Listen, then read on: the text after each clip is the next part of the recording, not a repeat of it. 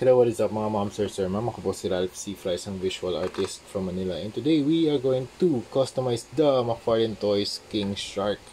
Ito yung magiging collaboration project namin ni Sir Gian Orozco of Hobby Boy Collectibles. Thank you very much, Sir Gian, for sending this over for customization. Yan. Sisimulan na natin, baklasin muna natin yung mga parts. Actually, ito medyo loose yung kanyang right na peg, pero okay lang.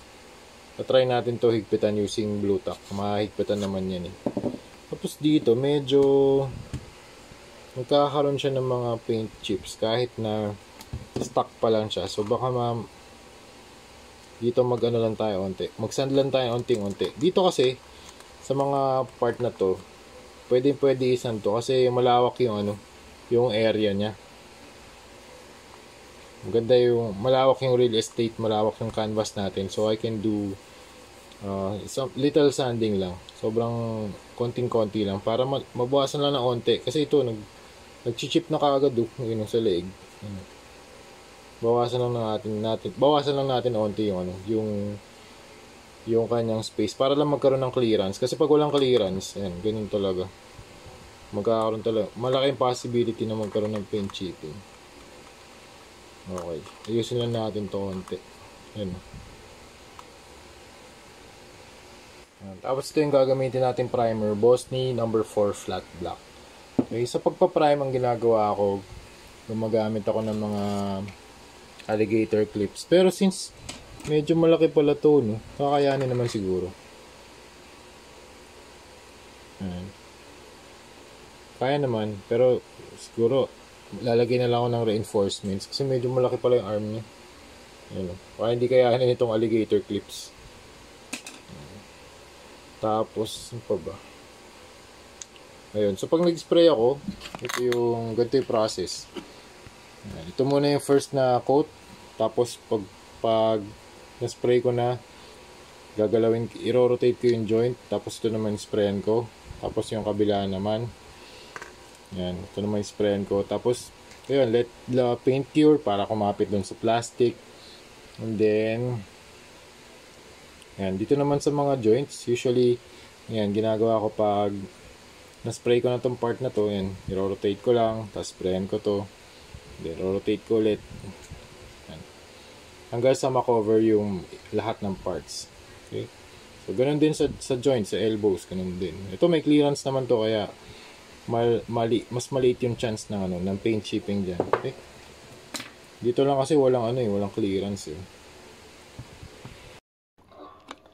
Alright, dumating na yung ating Venom na action figure from ZD Toys. Again, shout out to the seller sa Facebook Marketplace. Thank you very much. And ayun, ito na, ikakabit na natin. Ito na yung mga tentacles. Kakabit na natin yung ating mga guns. Just to place it, placeholder pa lang to, mock-up pa lang.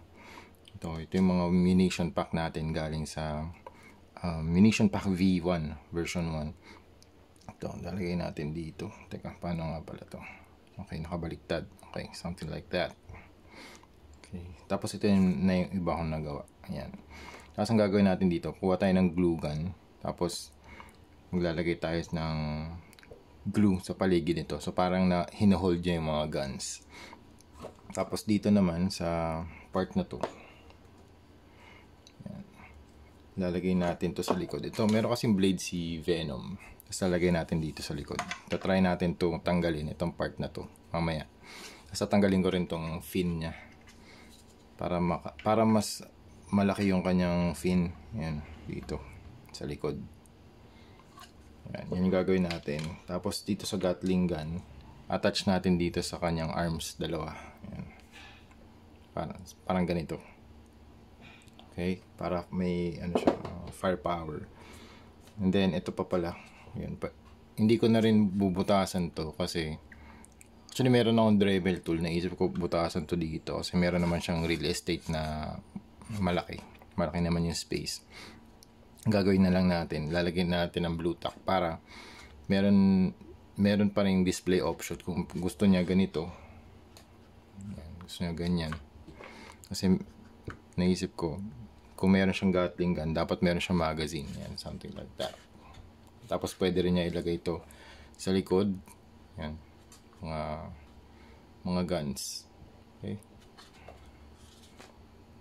So yun yung ating, yun yung plano natin dito sa sa customization natin.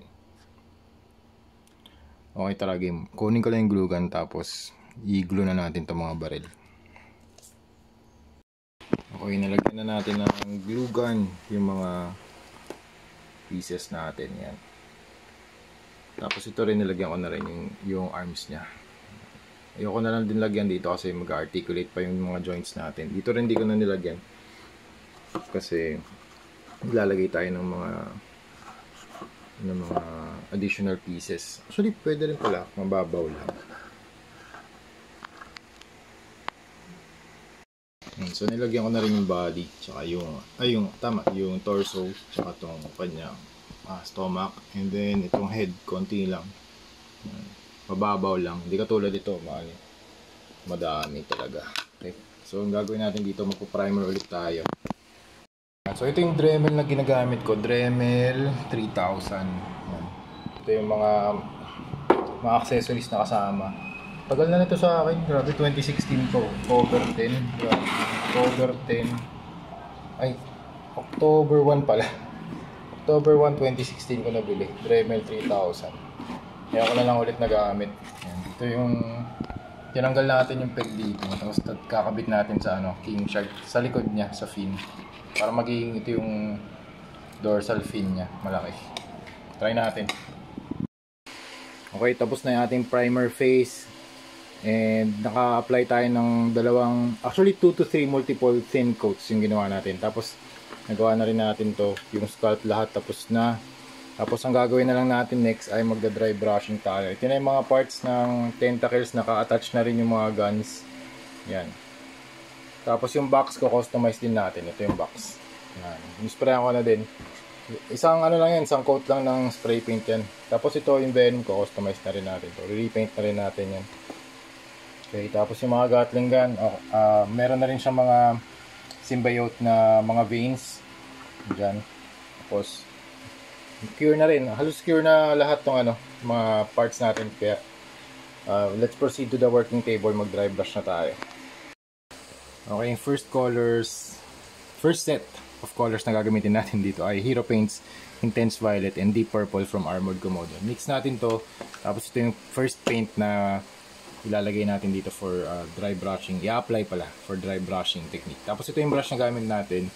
Medyo angular yung brush. Ang pangalan nito, Artist Studio. This is a makeup brush. Thank you very much to my wife. Binigay niya sa akin to for my hobby needs. Okay, first color na apply natin. Deep, yun nga, Intense Violet tsaka Deep Purple. Actually, Deep Purple. Actually, pwede rin naman to. Purple from Hero Paints. Pwede rin yan. Yan, dry brush lang natin. Actually parang base coat na ang gagawin natin dito kasi yung purple yung pinaka dark. So yung ginagamit ko mas malaking brush para sa isang hagod lang malaki yung area na masasakop niya.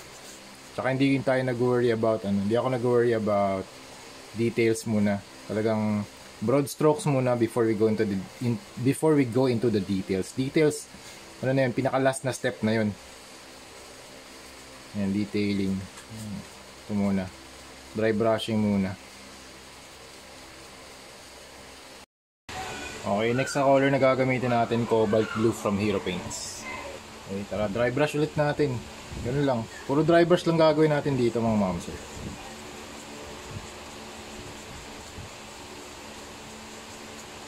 Tapos yung next layer na gagawin naman natin, turquoise naman. Next na kulay na gagamitin natin ay ito naman, page 149 light turquoise from Armored Komodo. Okay, same lang, dry brushing effect lang din. Dry brushing technique lang din gagamitin natin. Pwede rin dabbing motion yan. So ito yung third paint na gagamitin natin para dito sa ating action figure. Actually, pwede pa tayo mag-layer kung gusto natin mas bright pa siya. Pero for now, ito muna. So yung concept lang naman ng mga repaints na ginagawa natin, puro puro layering technique ng mga kulay. kung hindi pa kayo satisfied dun sa lapat ng paint, kasi usually yung first pass ng paint ano siya, dark. So kung gusto niya mas vibrant pa, pwede niya pang dagdagan ng isa pang layer.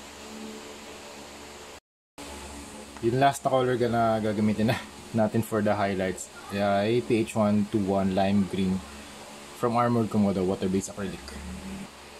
Apply lang natin to sa pinaka light na parts, sa mga selected parts lang, para mukha siya mayroong toxin din.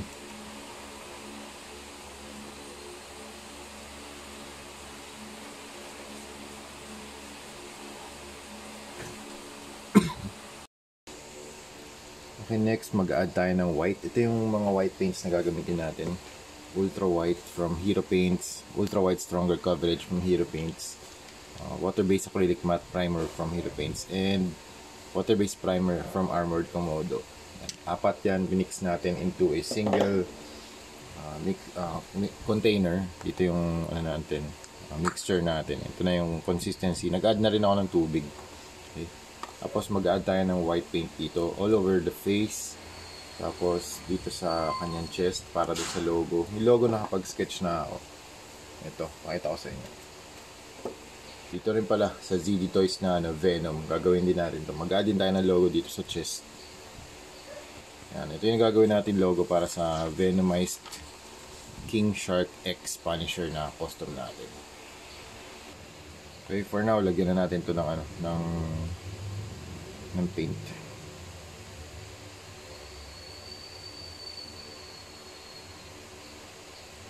Okay, base coat lang muna sa tip of the nose niya, papunta dito sa kanyang forehead.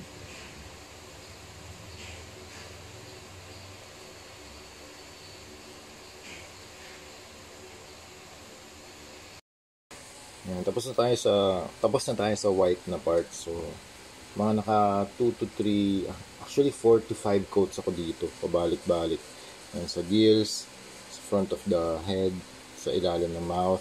Yan, tapos dito kay Venom, sa chest, sa gilid, tsaka sa likod. Extend ko na rin.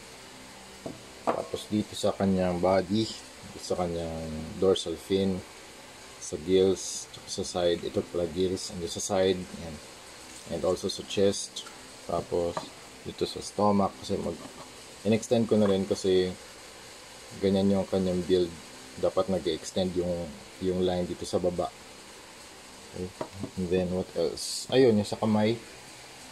Ito yung kamay niya. So, parang nilagyan ko na rin ng parang bone na design. Pareho dito pareho dito sa kamay ni Venom, something like that. Tsaka dito sa fisted hands. Tapos yung mukha ni Venom ito. Actually kulang pa pala ito. Lalagyan ko pa ng isa pang coat maybe. Next step na gagawin natin, mag-mix tayo ng Cobalt Blue tsaka PH179 Black from Armored Komodo. Ito from Hero Paints, ito Armored Komodo. Ito naman PH179 Black water-based primer. Pinaghalo natin siya to create something like this. Tsaka tubig pala, nag-mix na rin ako ng tubig. And ganyan yung consistency niya, para makapag-create tayo ng line art. So i-drawing natin tong logo na to dito sa chest niya. Tsaka dito rin yung mata. Actually pwede tayo gumawa ng sketch muna using pencil kung saan lalanding yung dark parts. Okay, tapos na tayo mag-sketch. Tapos ang gawin natin, mag-execute na tayo ng line art. So gustong gusto ko tong brush na to dahil you can do different line weights. So you can go thin, very thin, and very thick. Yan.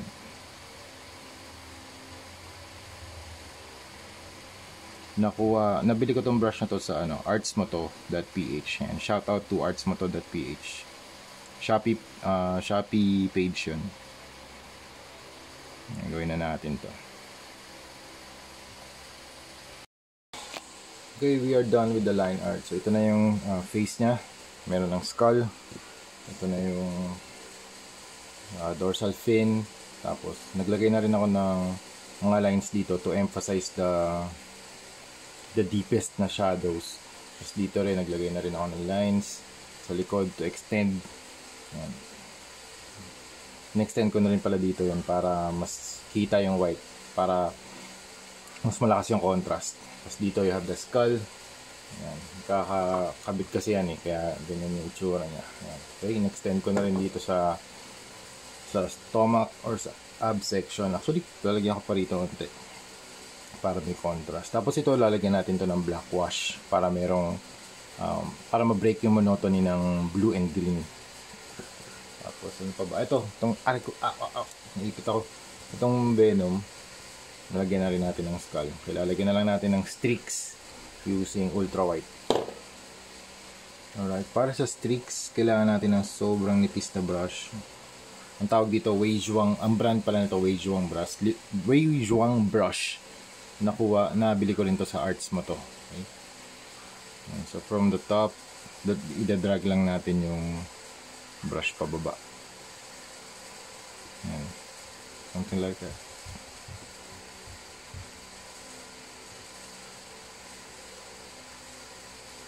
Yan. Nagawa lang tayo ng mga streaks. Okay, proceed naman tayo dito sa box design. So, ito yung lalagyan natin yung sketch, ay yung logo ng skull ng King Shark. Kumuha tayo ng sariling logo natin for King Shark. So, we have the eyes. Minark ko muna yung center. Ayan. Eyes. Here. Ito shape.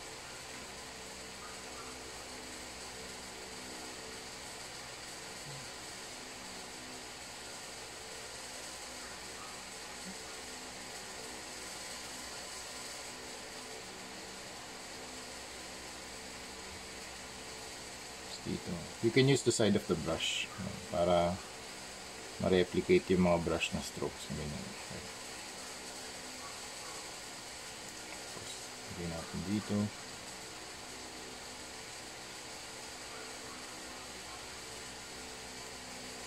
Okay. Para naman dito sa shorts niya, mag-a-apply tayo ng black wash using PH179 Black from Armored Komodo. Mag-prepare na rin tayo ng tissue para pag nagpahid tayo ng wash, pwede agad natin tanggalin yung excess na paint. Ayan.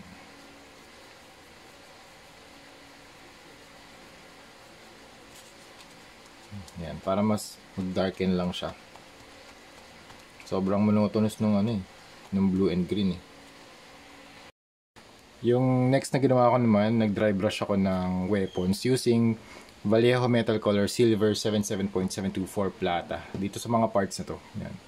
Dun sa mga hindi nasasakop ng mga symbiote na veins or na organic matter. Dito lang. Ayan, sa mga parts na yan. Iniiwasan ko siya kasi ito dapat to either blue or green or yellow. In this case, yellow. Ayan. Tapos, after matuyo yung yung silver, nag-dry brush ako dito sa part na to. Ayan. Dito sa part na to, nag-dry brush ako ng magenta. And then orange. Ayan, teka, ito yung colors Ayan.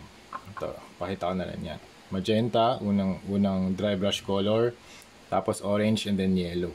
Tapos yung pinaka last, yellow and white. Para dito, para super bright siya. Okay? And then, dito naman, sa tentacles niya, nag-dry brush naman ako ng magenta. And then, yung second color naman ay magenta and ultra white. Okay? Kaya ganyan yung itsura niya, yung appearance niya.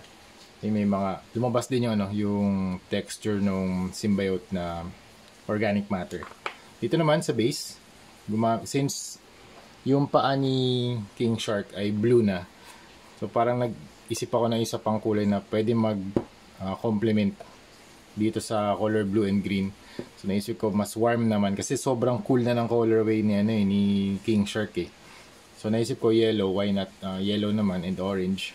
Una ko munang ginamit dry brush ng white, ultra white, tapos orange na paint for dry brushing and then yellow. Tapos yung last color naman ultra white, and yellow. So, kaya ako nagawa itong gantong gradient. Okay? Ito yung sa base. Tapos dito naman sa mga canisters sa magazine ng Gatling gun. Kaya ko rin to ginawa kasi yun nga, sobrang cool na ng colors niya, no? Colorway ni King Shark. So gusto ko parang may warm tones naman, kahit konting ano lang, color separation man lang. So this one and this one, both din brush ko ng magenta, and then orange, and then yellow, tapos yung last color yellow and white. So yun yung mga ginawa pa natin na color ng mga paint applications. Yun, sorry.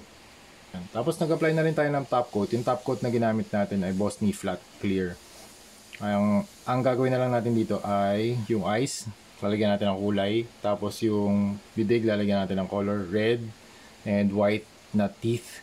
Tapos dito naman, lagyan natin ng black wash or black wash dito sa ngipin para hindi siya super white. Tapos yung tongue, lagyan natin ng pink na dry brush. Tapos na top coat ko na rin to para kumapit yung paint na lalagay natin. Then after that, I think pwede na natin siya i-assemble ulit, tapos na tayo. Okay, ito na yung last piece na gagawin natin. Nag-research ako kung paano gagawa ng effect parts or tongue. So nakita ko sa YouTube na pwede palang gumawa ng mga effect parts using glue gun. Glue gun. Katulad ng ginawa natin kanina.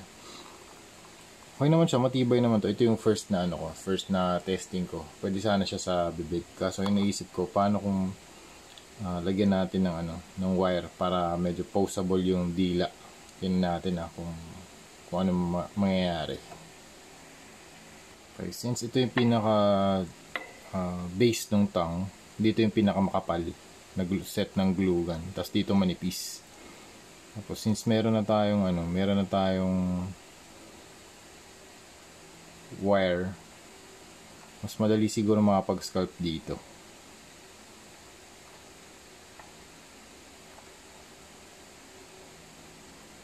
Kasi dito sa previous na gawa natin, dito lang ako nag-spray sa gumawa sa mat. Tapos wala siyang wire. So tingnan natin kung ano maging effect nito pag mayroong wire. Okay, balikan ko kayo.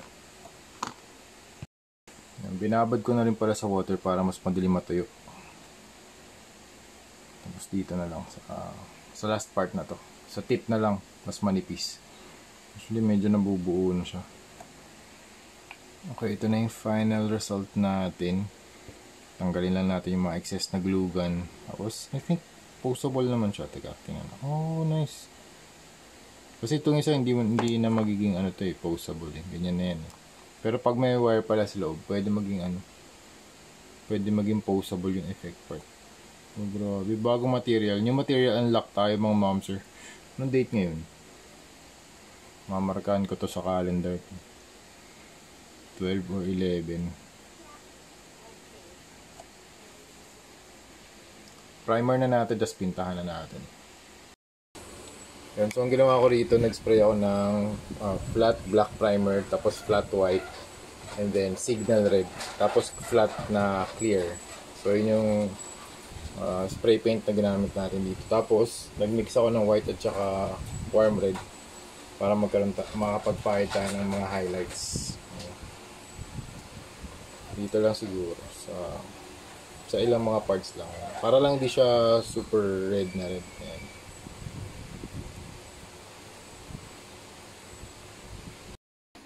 And we are done with the King Shark X Venomized King Shark X Punisher. So gumawa na rin ako ng extra tongue para kay Venom. So pwede siyang i-input dito sa mouth.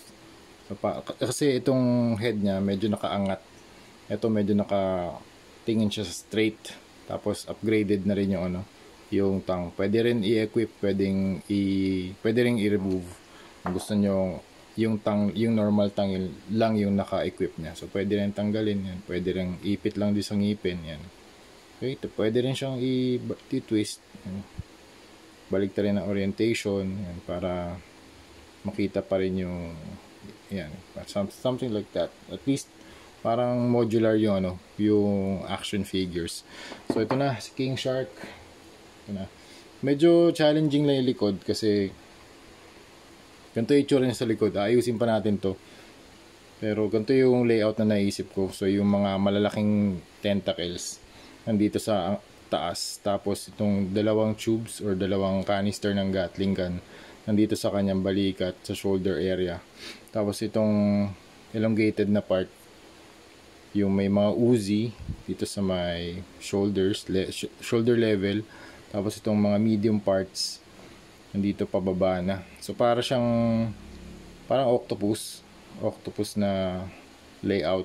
So yung large nasa taas, yung mid, yung average size nandito sa gitna, tapos yung pinakamaliit na size nandito sa may balakang niya or sa waist. Yan. Tapos you have the Gatling guns. Lahat to naka-attach via blue tack. So pwede siyang ma-remove. Ano siya, non-destructive naman yung blue tack.